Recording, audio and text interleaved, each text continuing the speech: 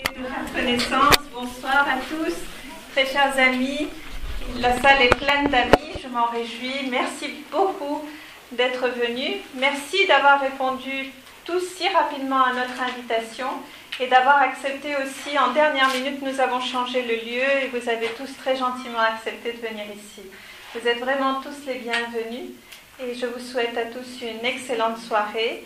Pour ma part, je sais par avance que cette soirée sera enrichissante, sera certainement plus qu'intéressante, parce que nous avons l'honneur, la joie, le bonheur d'accueillir au Luxembourg un ami très cher qui vient de Genève. Genève l'a laissé partir pour quelques jours, mais quelques jours seulement, malheureusement. Donc nous avons dû vraiment saisir l'occasion, lui demander immédiatement d'avoir la gentillesse d'animer une soirée pour nous. Il s'agit du docteur Chapour-Lasser qui est ici à ma droite et que j'ai vraiment beaucoup de plaisir à revoir. Cela faisait un bon bout de temps que je n'avais pas eu l'occasion de vous voir. Et comme toujours, lorsque docteur Chapour-Lasser est là, quoi qu'il dise, nous nous sentons élevés, nous nous sentons devenir plus intelligents. Alors, vous allez voir ce soir, il va y avoir de l'électricité là qui va sortir de nos têtes, tellement les nouvelles énergies vont nous habiter. Alors, lorsque j'ai su que Dr Lasser allait venir, nous avons discuté ensemble d'un thème de causerie, puisqu'au départ, c'était une petite causerie intime que nous avions l'intention d'avoir chez nous. Et Dr Lasser est toujours au fait des parutions des grands penseurs, notamment des grands penseurs français. Et il m'a dit qu'il travaillait en ce moment sur 3 auteurs majeurs que les Français d'entre vous connaissent certainement et les autres aussi certainement, puisqu'ils défraient souvent l'actualité par leurs analyses d'une très grande rigueur et d'une très grande ouverture d'esprit, élévation de la pensée. Ces 3 auteurs sont Jacques Attali. Je pense que beaucoup d'entre vous connaissez déjà Jacques Attali. Il est très difficile à classer. Je dirais que c'est quelqu'un qui est un homme encyclopédique, puisque, bon, il a été le conseiller spécial du président lorsque c'était le président Mitterrand qui était en France, qui gouvernait la France. Il est économiste. Quand on étudie les sciences économiques, on passe forcément par Jacques Attali. Mais il n'est pas que ça, c'est aussi un philosophe, c'est aussi quelqu'un qui travaille dans la futurologie, pas du tout l'astrologie, hein, la futurologie en tant que science. Et puis je sais aussi que c'est un féru de musique. Il fait aussi des études de nature théologique puisqu'il a écrit un certain nombre d'ouvrages sur le judaïsme qui est sa religion. Donc Jacques Attali, qui a, vous savez aussi, qui est très prolixe en écriture. Il écrit énormément et il écrit sur plusieurs sujets. Donc, Dr Lasser va choisir certains de ses ouvrages très récents. Et puis, il m'a parlé également d'un autre auteur qui, je dois dire, depuis très longtemps m'inspire. Et un de ses livres est un livre qui est en permanence sur ma table de travail. Il s'agit d'Edgar Morin. Edgar Morin est un très grand penseur, français aussi. Il est sociologue de formation, mais il est aussi philosophe. Et en tous les cas, un des grands penseurs de la complexité.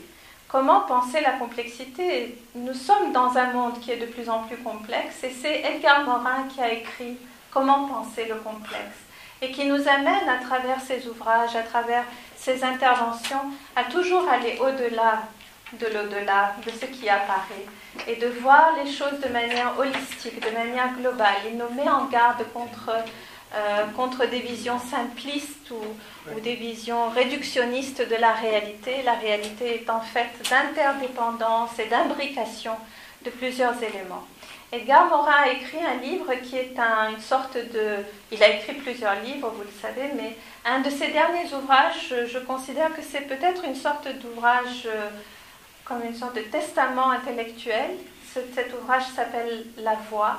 Et dans cet ouvrage, il reprend, résume, synthétise beaucoup de ses pensées dans beaucoup de domaines et il nous amène vraiment a une pensée très élevée sur les perspectives d'évolution de notre monde. Et puis il y a un troisième auteur, extrêmement intéressant par son parcours lui aussi. Il s'agit de Frédéric Lenoir, qui est le rédacteur en chef du Monde des religions et qui est aussi quelqu'un qui travaille beaucoup sur différentes religions. D'ailleurs, il s'est intéressé à beaucoup de courants religieux et il s'intéresse beaucoup au dialogue interreligieux également, et puis au poids du religieux dans les évolutions de notre monde, aux évolutions du religieux aussi. Et donc ces trois auteurs, me dit M. Lasserre, sont des auteurs qu'il est en train d'étudier particulièrement et qui l'inspirent pour parler du thème qui sera le thème de réflexion de ce soir, pour parler des perspectives de notre monde. Les perspectives de notre monde, ce monde qui est fascinant, en même temps qu'il est très dangereux. Comme vous savez, partout où l'on se tourne, il y a beaucoup de conflits, il y a beaucoup de choses qui ne vont pas bien, et on sent que notre monde est malade, vraiment atteint de maladies, je pourrais dire même profondément graves, et qu'il est en train de vivre des bouleversements structurels. Ce ne sont pas seulement des crises économiques conjoncturelles, mais ce sont des crises structurelles que notre monde traverse. Notre monde est en mutation, on peut dire, et réfléchir sur les évolutions de ce monde, les perspectives de ce monde, c'est vraiment pouvoir se donner une boussole dans un avion qui est perdu en plein brouillard et qui n'a plus de pilote. Et ces trois auteurs essayent de trouver cette boussole, mais Dr Lasserre est bahaï de par sa foi, et dans les enseignements bahaïs, nous avons la chance d'avoir un éclairage extraordinaire et beaucoup de guidance pour non seulement pouvoir identifier les transitions par lesquelles passe notre monde, mais également pour avoir des modalités de mise en œuvre d'un monde nouveau, de mise en œuvre d'institutions et de modalités de prise de décision et d'organisation d'un monde nouveau. Alors, au vu des enseignements bahaïs qui ont bercé toute sa vie, M. Lasserre, et sur lesquels il continue à étudier, et il met en relation ces enseignements avec les trois auteurs que je vous ai cités pour nous parler à sa façon, avec ces différents éclairages, des perspectives de notre monde. J'aimerais vous remercier du fond du cœur, Dr Lasserre, d'avoir accepté notre invitation, d'avoir accepté de venir, et je vous donne la parole. Alors, introduire lui aussi. Oui. Alors, je disais tout à l'heure que Dr Lasserre vient de Genève. Il a pendant longtemps travaillé à l'UNESCO, donc sur les questions d'éducation. Il est aussi sociologue, vous êtes docteur en sociologie, n'est-ce pas, Dr Lasserre? Et donc, il continue à travailler sur ces sujets. Il a demandé que vous ayez l'obligeance, si vous avez envie, de poser des questions, et nous espérons que vous aurez de nombreuses questions, car notre souhait ce soir, c'est qu'il y ait beaucoup d'interaction entre nous, qu'il y ait un grand dialogue qui s'établisse avec vous tous et Dr Lasserre. Donc si vous voulez bien, vous pouvez noter vos questions sur un bout de papier. Nous mettons à votre disposition, si vous le souhaitez, quelques feuilles de papier, de façon à ce qu'après, ce soit plus facile pour Dr Lasserre de grouper les questions qui portent sur des thèmes semblables et de pouvoir répondre globalement. D'accord ? Qui a besoin de papier? On peut faire la distribution dès à présent. Autrement, vous pourrez venir vous servir. Dr Lasserre, merci beaucoup. À vous la parole.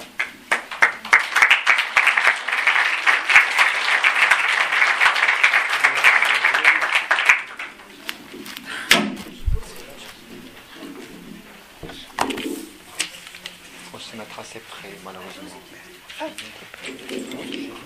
Merci beaucoup, c'est très gentil, merci.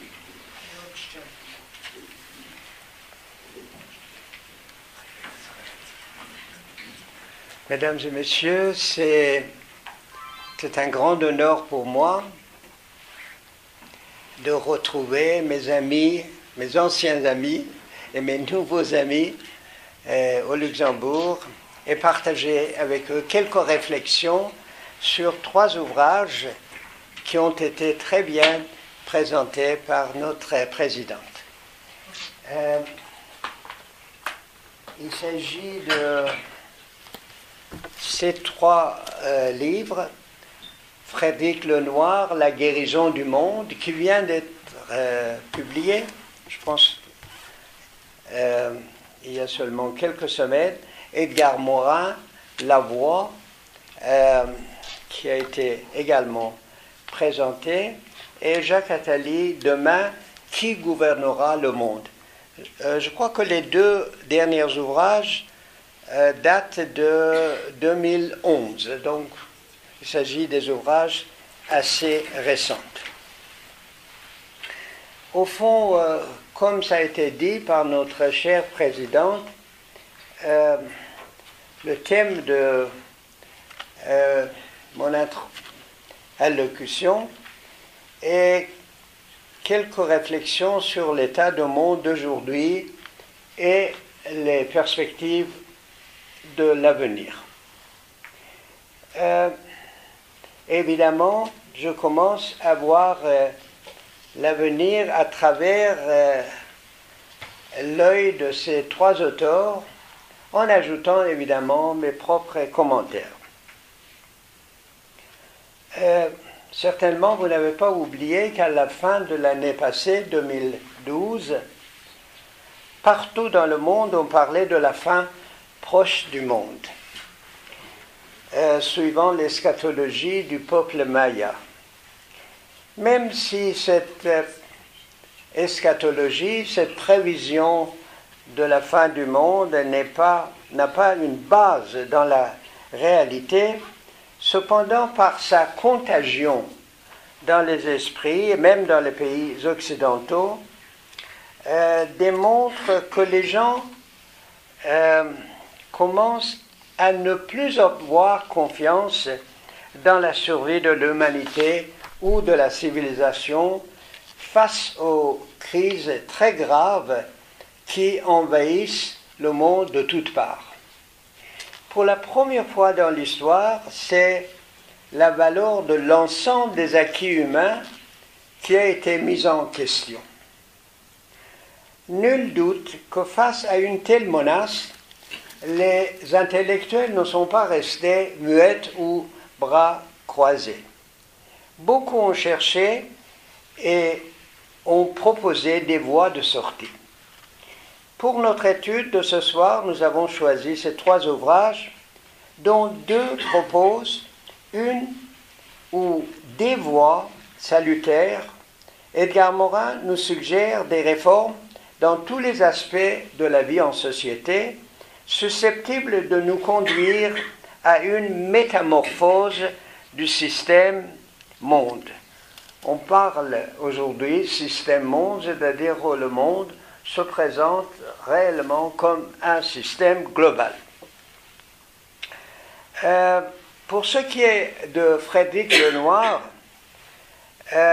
lui aussi nous propose un certain nombre de remèdes pour la guérison des maux du monde autour de l'idée d'assurer la qualité de la vie aussi bien sur le plan écologique que social, ainsi que la redécouverte des valeurs universelles telles que la justice, la vérité, le respect, la liberté, l'amour et la liberté.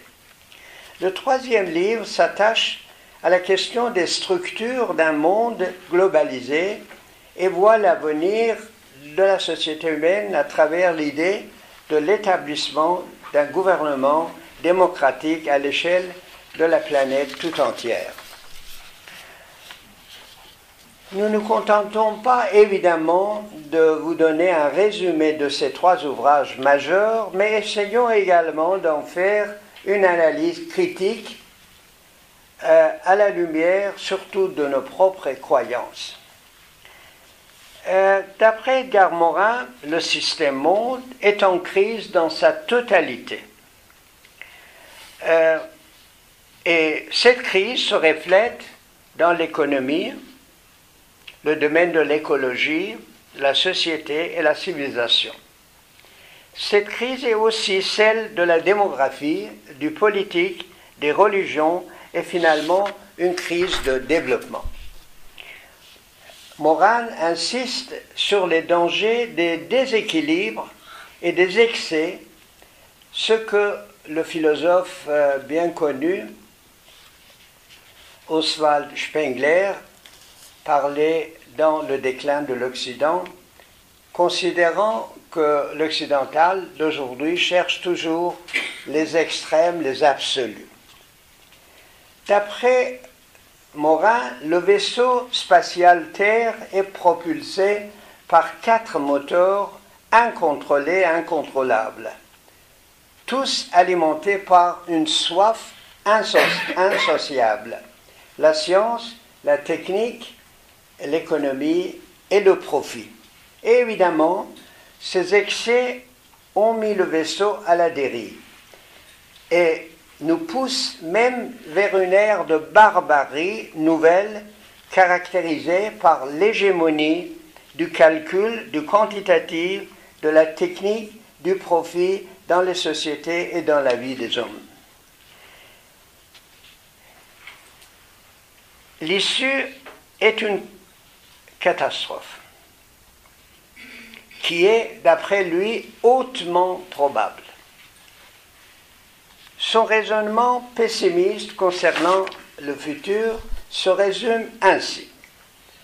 Quand un système est incapable de traiter ses problèmes vitaux, il n'y a que 2 possibilités. Ou bien il se dégrade et se désintègre, ou bien il est capable de susciter un métasystème à même de traiter les problèmes. Autrement dit, le système se métamorphose. Donc il n'y a pas d'autre alternative. Ou bien le système se métamorphose, se transforme totalement, ou crée des sous-systèmes capables de surmonter la crise, ou bien il se désintègre. Ce qui est intéressant, c'est que d'après lui,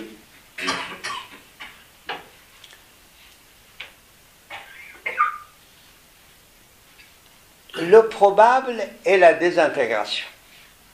C'est-à-dire qu'il n'y a pas d'espoir pour l'homme, pour l'humanité et pour la civilisation. Cependant, le possible, il y a la possibilité de métamorphose. Le probable est la désintégration. Cependant, le possible est la métamorphose. Quant à la métamorphose possible du système monde, on voit que Edgar Morin n'a pas totalement perdu son espoir. Elle écrit que pour aller vers une métamorphose, le système monde, comme un train, doit changer de voie. D'où le titre de l'ouvrage, La Voie.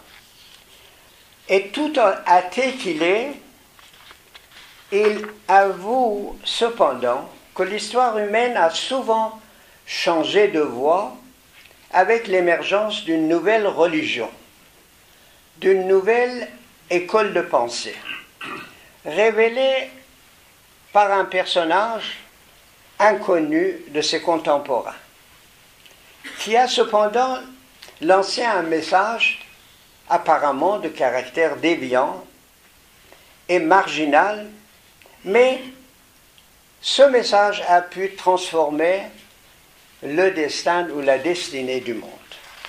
Alors donc il a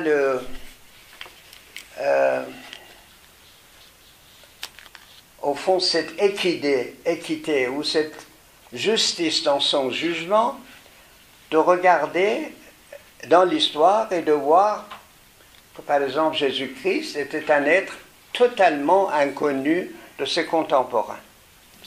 Et cet homme qui même a accepté l'épreuve de la crucifixion a totalement changé le destin et ou la destinée du monde.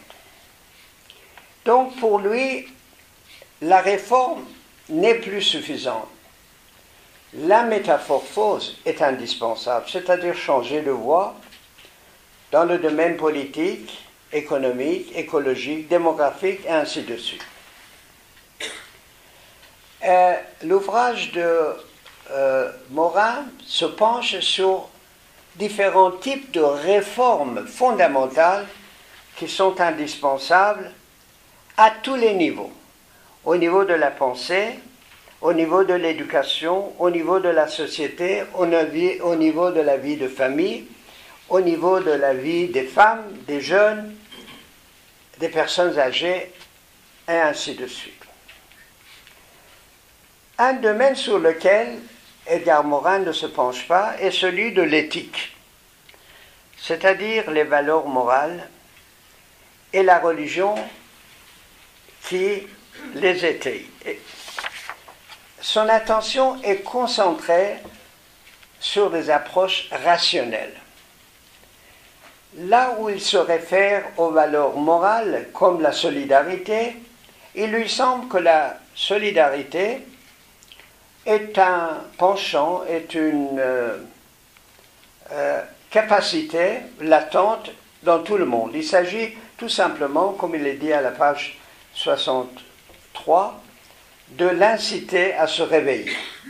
Donc, pour lui, il n'y a pas besoin d'une force extérieure à la société ou à l'homme pour inciter, pour susciter cette transformation morale, c'est-à-dire aller vers plus de solidarité, plus d'amour du prochain.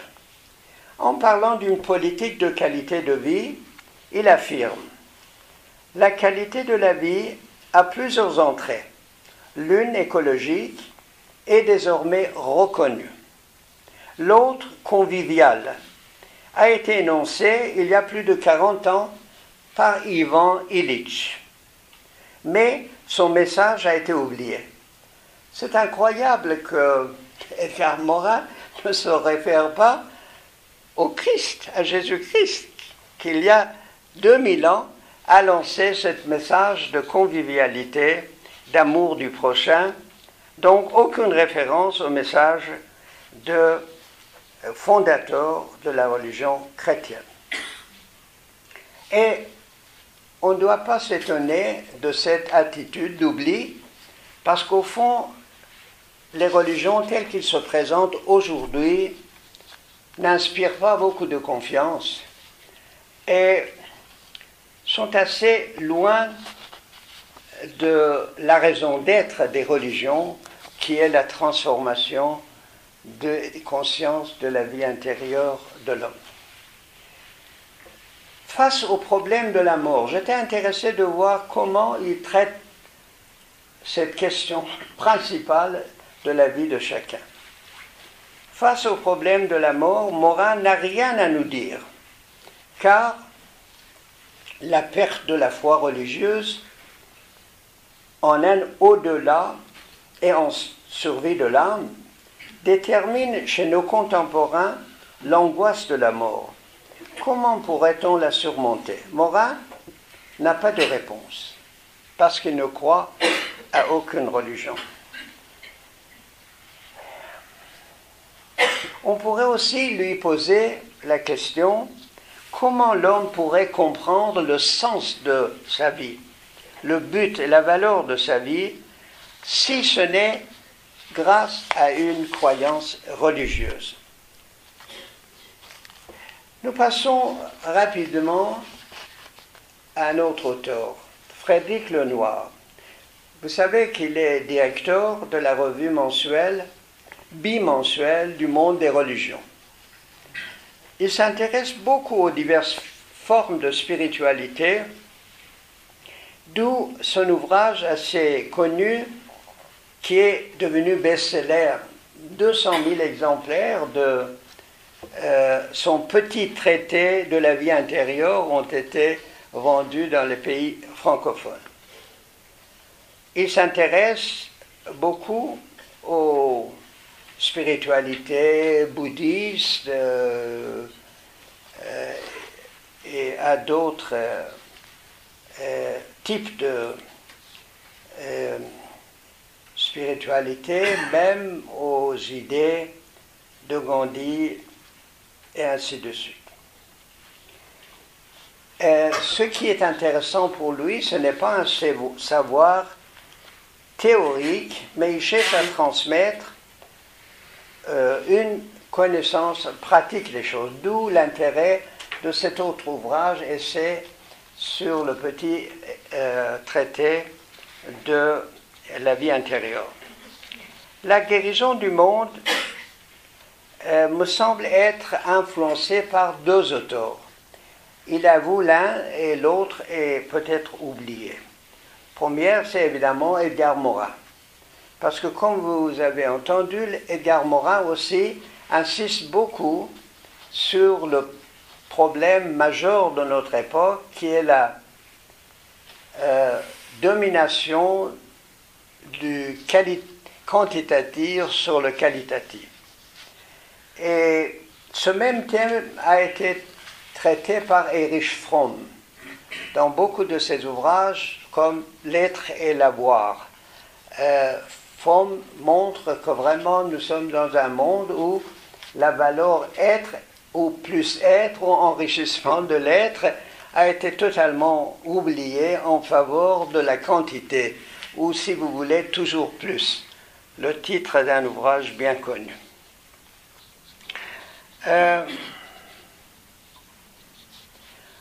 Lui, il s'appuie surtout sur une logique qualitative qui privilégie le respect de la terre et des personnes au lieu de quantité qui est vraiment l'obsession de l'homme d'aujourd'hui. Lui, comme Edgar Morin, estime que la crise que nous traversons est systémique, englobe tous les aspects de la vie. Elle touche tous les secteurs de la vie humaine et la crise économique actuelle n'est qu'un symptôme des déséquilibres beaucoup plus profonds. Je pense que depuis 2008, où il y a eu cette grande crise financière qui a commencé par l'histoire des subprimes aux États-Unis d'Amérique, l'attention est surtout attirée vers les problèmes économiques. Alors que d'après lui, les problèmes économiques reflètent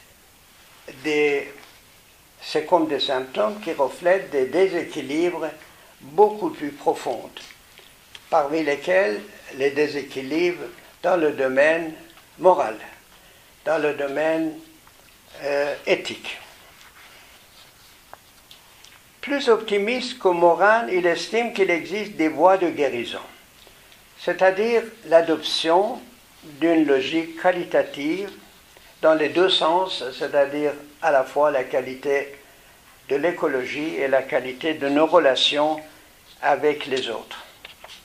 Il plaide comme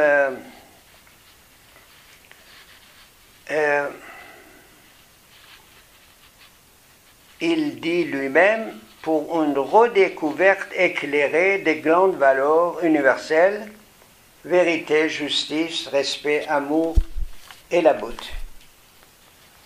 Nous vivons, selon lui, la fin d'un monde pour entrer dans un univers nouveau, dans un monde nouveau de la globalisation de l'information, de la globalisation de l'économie et de la finance. Ce nouveau monde est profondément malade parce qu'il met la quantité avant la qualité, propose une logique mécaniste et productiviste, une idéologie consumériste et finalement détruit la nature et désenchante le monde. Il faudrait donc, d'après lui, une série de rééquilibrages vers plus de qualitatif, vers plus d'intériorité, plus de générosité, plus de partage, plus de fraternité. Mais il ne dit pas comment. comment peut-on, au fond, aller vers ces rééquilibrages et vers plus d'intériorité, de générosité, de partage. L'auteur a donc raison d'avouer lui-même que sa thèse est utopique. Il part des idéaux plutôt que de la manière de les atteindre en pratique. Il me semble que l'ouvrage en question est profondément, comme je l'ai mentionné, par Erich Fromm, et la question importante des structures sociales de gouvernance d'un tel projet de guérison est passée sous silence. Et c'est là que nous pouvons nous référer au troisième ouvrage, celui de Jacques Attali, « Demain, qui gouvernera le monde ?»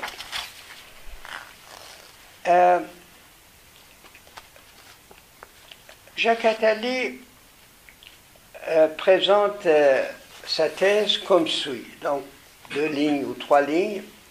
Quel pays, quelle coalition des pays, quelle institution internationale aura les moyens de maîtriser les menaces écologiques, nucléaires, économiques, financières, sociales, politiques, militaires qui pèsent sur le monde? Un jour, l'humanité comprendra qu'elle a tout à gagner à se rassembler autour d'un gouvernement démocratique du monde, dépassant les intérêts des nations les plus puissantes, protégeant l'identité de chaque civilisation et gérant au mieux les intérêts de l'humanité. Donc voilà, au fond, la thèse de M. Attali.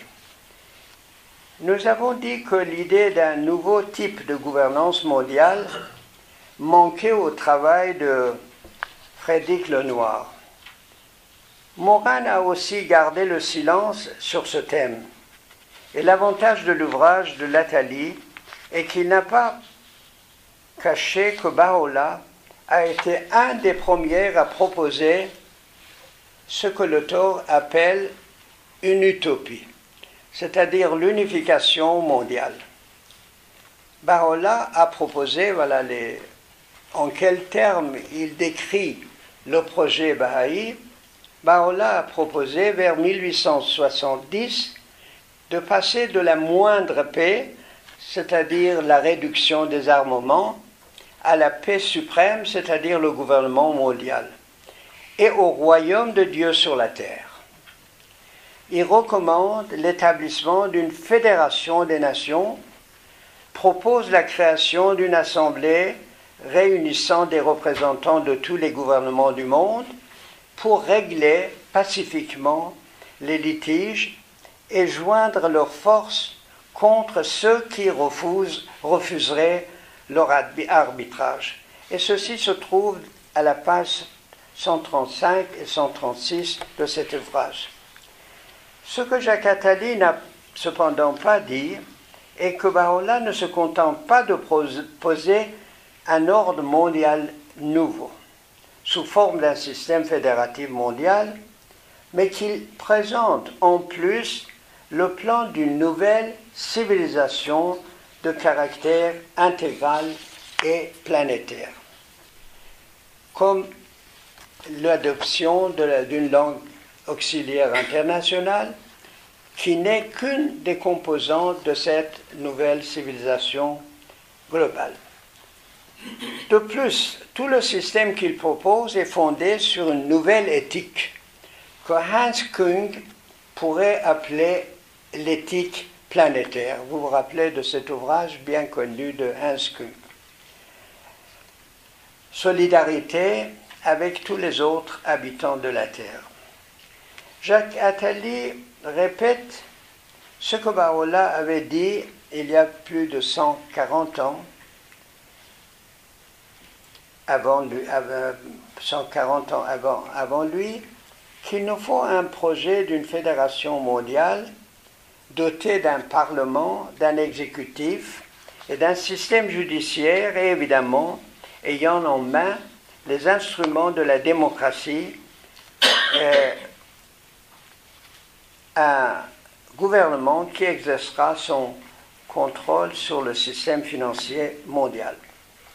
Les Baha'is sont aussi d'accord avec lui que chaque être humain doit disposer d'une citoyenneté mondiale et être éduqué pour s'acquitter de ses devoirs de citoyen convenablement, non seulement face au système, mais également, comme le dit Jacques Attali, à l'égard des autres êtres humains, à l'égard des générations futures et à l'égard des autres espèces vivantes et de la planète entière.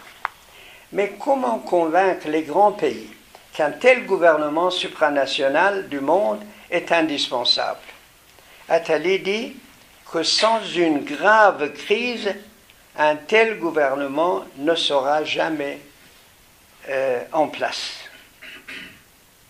Page 317.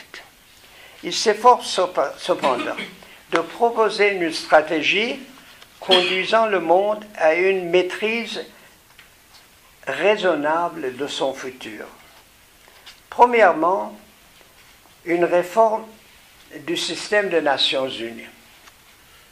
Deuxièmement, lancer 10 chantiers de réforme tels que tirer parti pratiquement des processus fédéraux d'intégration qui sont déjà en marche, comme par exemple dans le cas de l'Europe, c'est-à-dire au fond élargir l'exemple de l'Europe à la planète entière.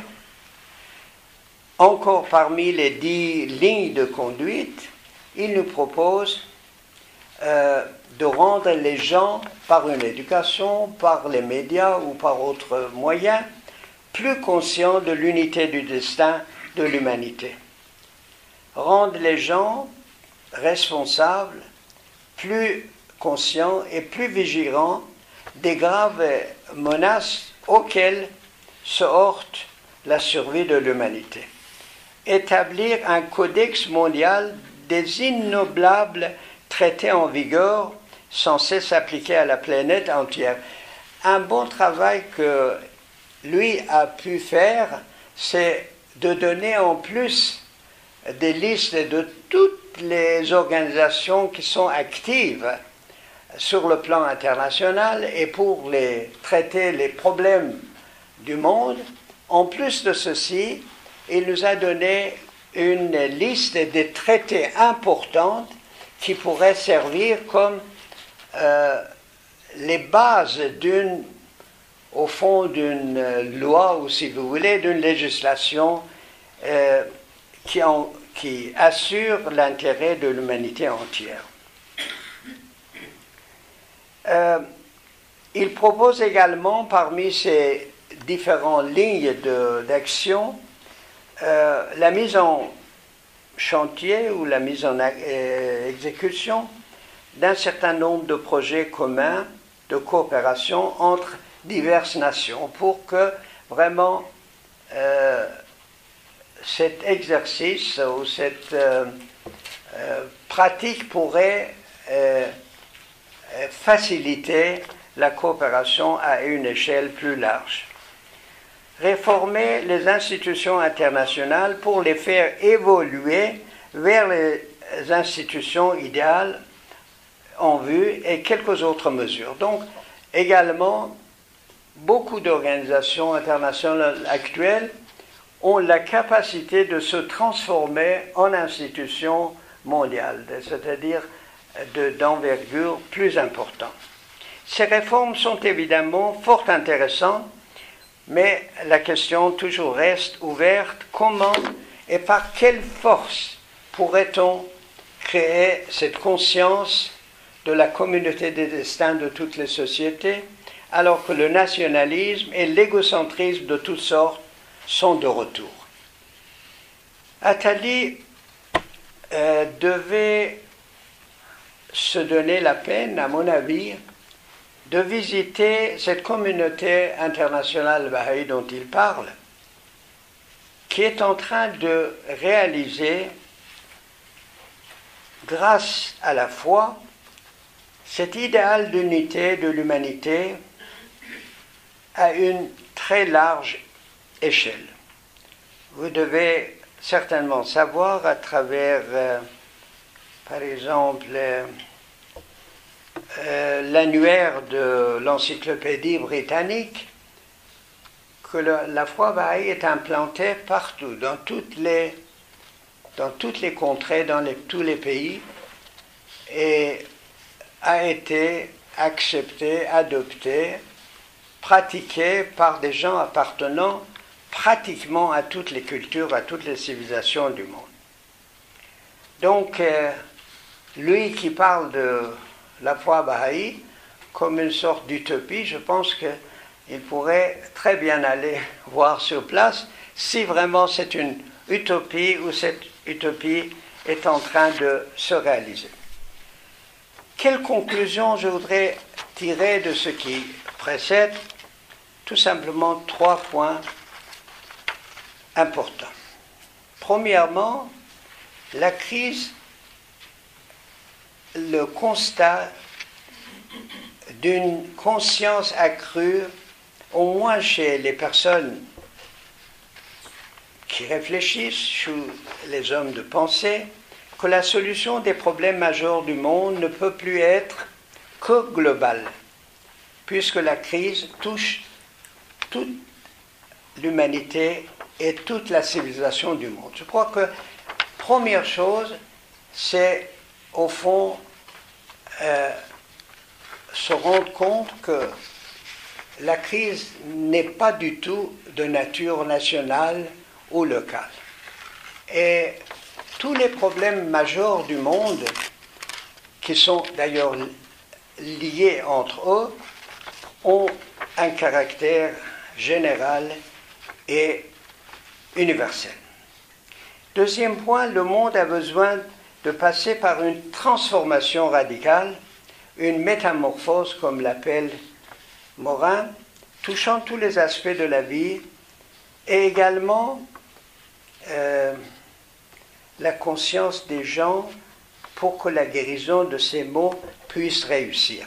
Donc on ne peut pas uniquement mettre l'accent sur des transformations de la vie extérieure, des institutions, des habitudes, mais il s'agit aussi de travailler sur les consciences et sur la vie intérieure des gens pour que les gens prennent leur destin en main dans la direction que nous avons décrite. Troisième point, cette guérison ne peut se réaliser que par une force surhumaine.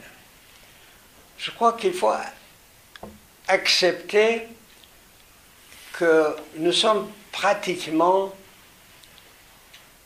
au même niveau que les civilisations du passé qui risquaient de se désintégrer et soudain, comme il dit Morin lui-même, un message d'une personne inconnue de ses contemporains a été lancé et a changé totalement le destin du monde. Alors voilà un résumé assez bref, mais l'idée était de provoquer une réflexion et une discussion.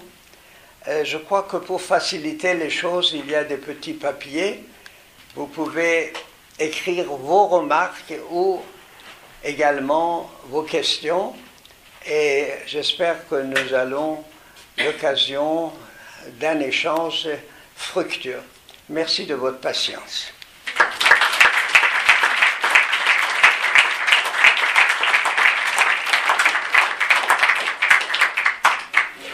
Un grand merci, Dr. Asser.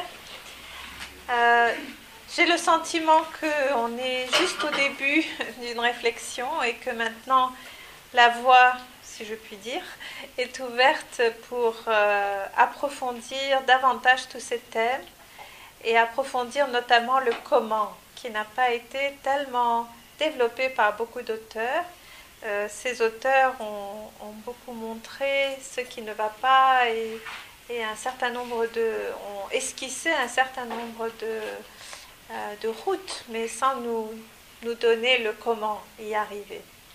Alors peut-être qu'au cours de notre discussion, nous pourrons approfondir cet aspect et bien d'autres si vous le souhaitez.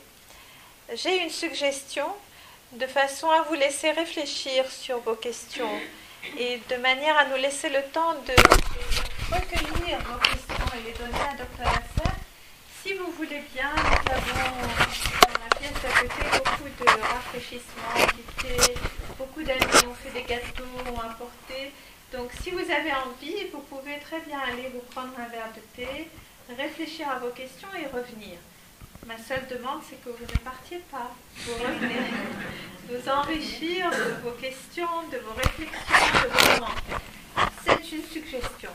Si la plupart d'entre vous préférez rester, à vous de voir.